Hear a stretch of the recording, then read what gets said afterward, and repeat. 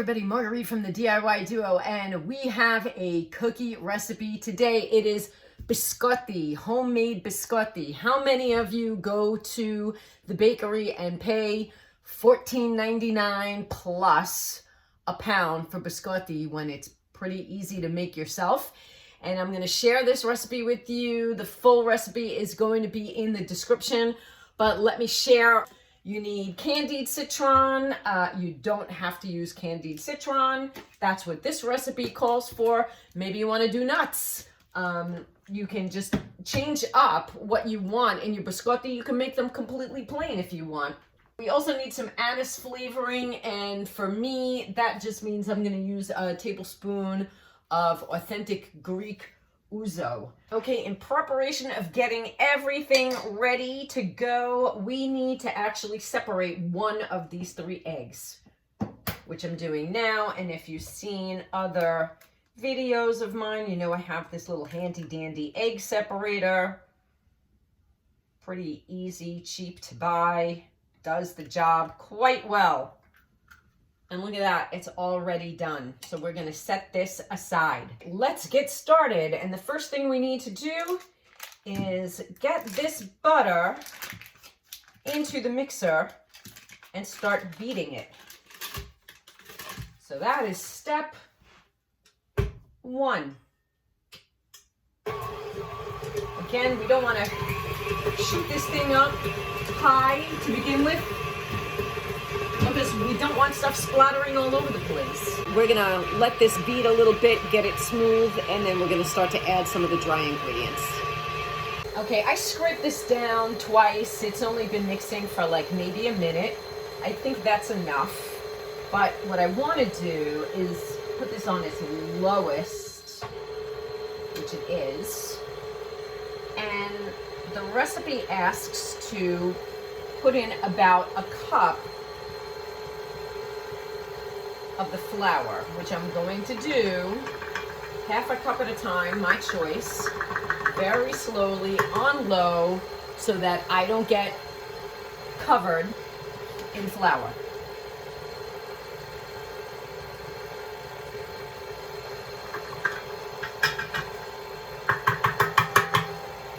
Okay. Now it asks for the full cup of sugar. So here goes the full cup of sugar as well.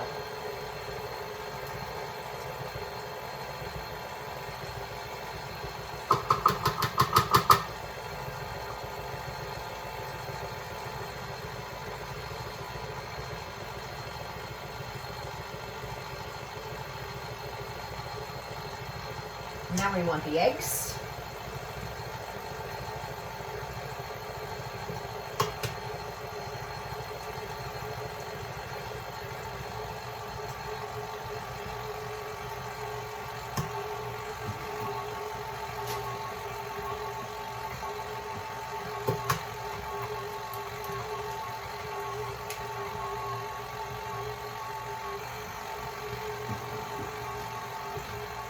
Along with the egg yolk. Yikes! We have to clean that up. Didn't mean for that to spill. The baking powder, which we have right here.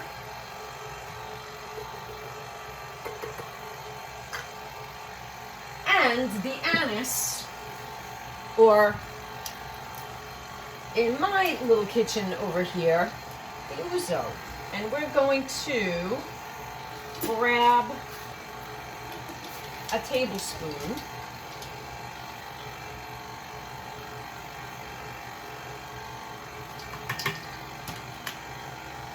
It smells like good and plenty. I love it. All right. And now we're going to beat until it's totally combined. I'm going to scrape this down a couple of times. And then we're on to the next step, but I also want to clean this counter, so I'll be right back. Okay, looks good. And so now what we need to do is we need to add our orange peel. I'm going to lower this again.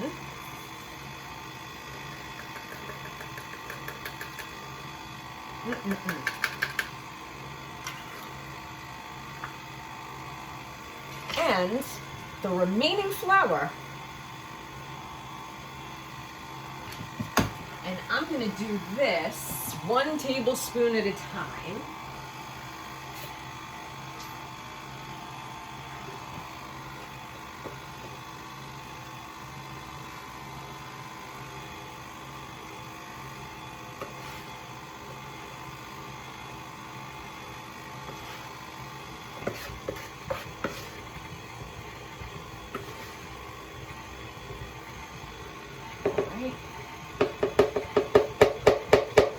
Okay, and that is all of the flour. Start to get ourselves kind of organized in terms of what we need to wash. And I'm going to give it a scrape down just to make sure that everything that's at the bottom of this bowl also gets incorporated, because the last step is just a half of this tub. This is twice as much as what we need for this recipe, which is fine because my family loves these. So I'll be making them on a weekly basis while it's nice and cold outside and it's winter time and close to the holidays. It's just a festive type of cookie that they all love to eat and have one with their coffee and their tea.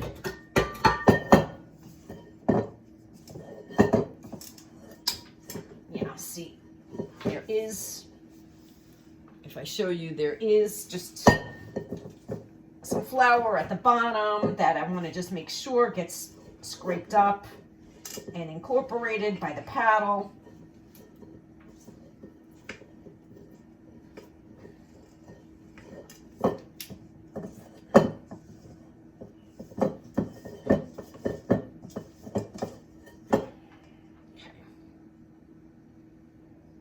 We want all this cookie dough back in.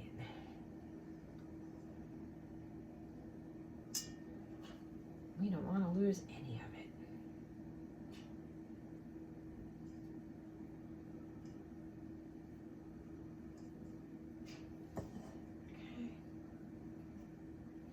All right.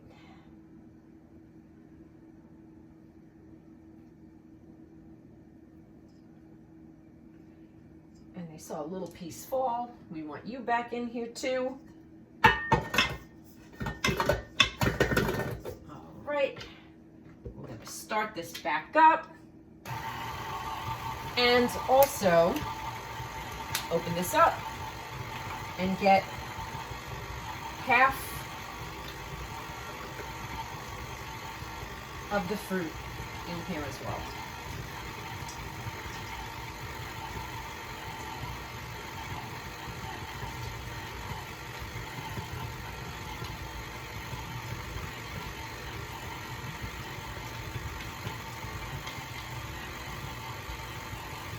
I would say this makes it about half.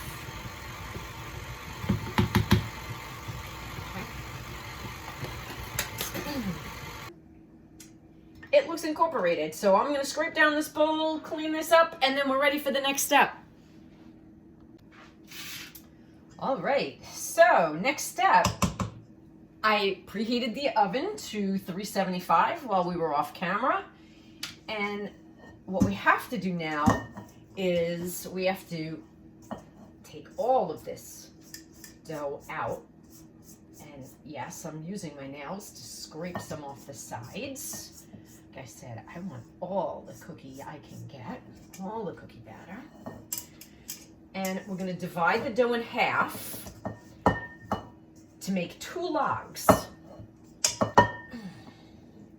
All right. This is going to be log number 1.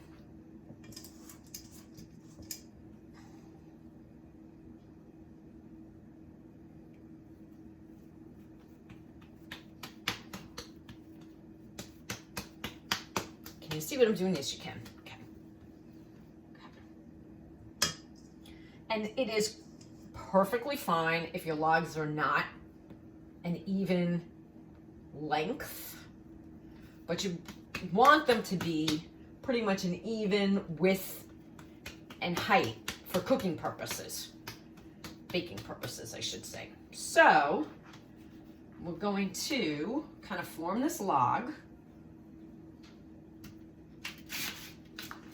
And really what we want it to be is a log of about 2 inches across and 1 inch wide. Look, you can make your log, seriously, any size you want it to be. It's just you may have to adjust your baking time depending on how wide and tall you make your log. So this recipe calls for the log to be about 1 inch in height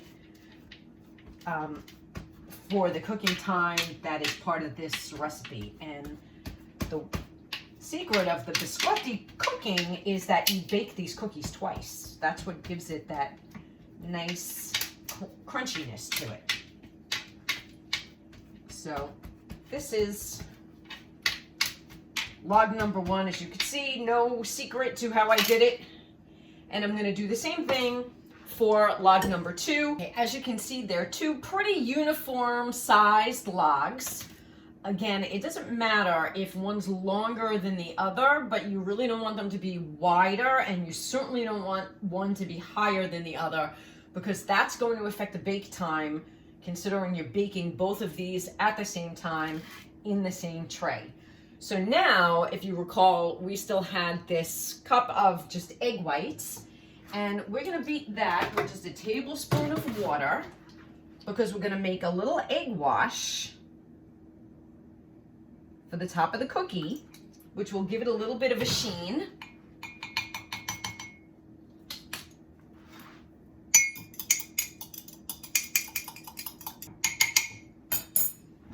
And we're going to take our pastry brush, which is right here, and we are going to, can you see? Yes, you can. Just brush the top of the cookies. Again, I like to go around the sides. And do you remember that little tablespoon of sugar that we had left behind? Well, that is for sprinkling on top. And again, I'm probably not going to use all the sugar, which we try not to get too carried away with sugar and salt in the house. Just enough to give it some flavoring on the top, a little sweetness, not too much. It's already sugar in the cookie itself. All right. And now it's going to go in the 375 oven for about 20 minutes. We're gonna check. I like to check around the 15-minute mark just to see what it's looking like, but about 20 minutes, 20 to 25 minutes should be golden brown. So 18 minutes was what my oven turned out for golden brown. And now it's going to cool in the pan for an hour before we slice it and then put it back in for its second baking session. Okay, it's been about an hour, so now what we need to do is very gently remove this from the pan momentarily. And you want to do this pretty gently because you don't want to break the cookies. So just kind of get under it a little bit, loosen it up.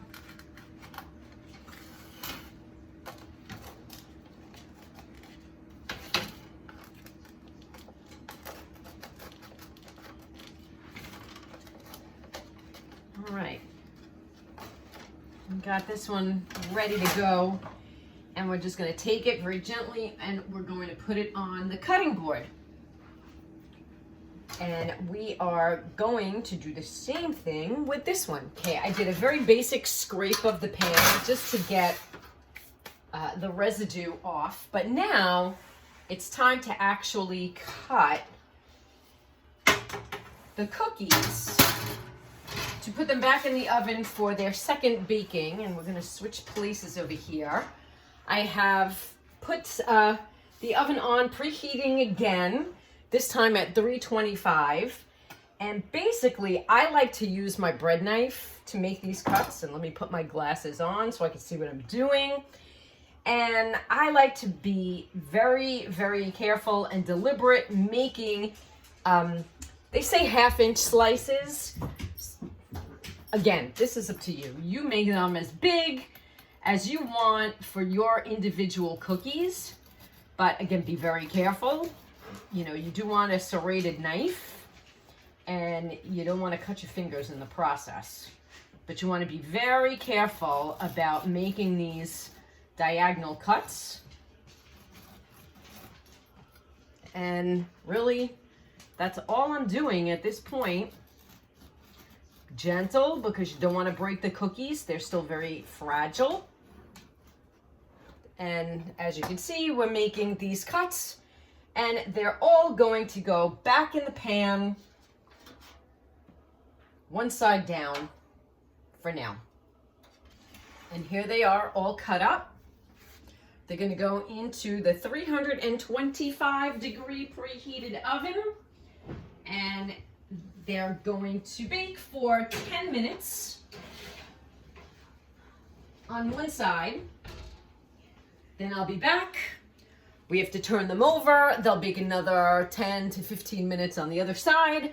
And then they go back on this wire rack to cool. So we're almost done. Okay, we see they're getting cooked on one side. And now it's time to very, very gently, oops, let me just turn this off for a moment. Flip them. And I'm not gonna lie, it's a little annoying because they're super hot and you have to be really, really, really careful when you're doing it. So take your time. And if they're sticking, take even more time.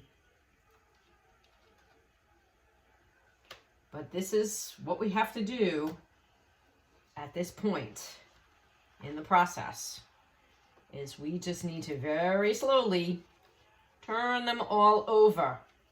Okay, they're all turned over and back in the oven. They're going to go for another 10 to 15 minutes and then they're done.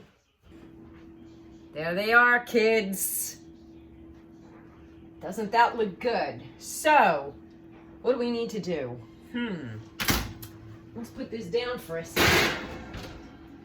We're going to need this back over here because now it's time to transfer the cookies onto this cooling rack. And again, they're hot. Let's grab one or two to start.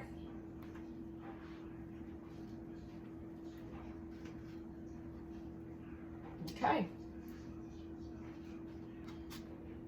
I'll get John to try one for you all, and he'll be the taste tester.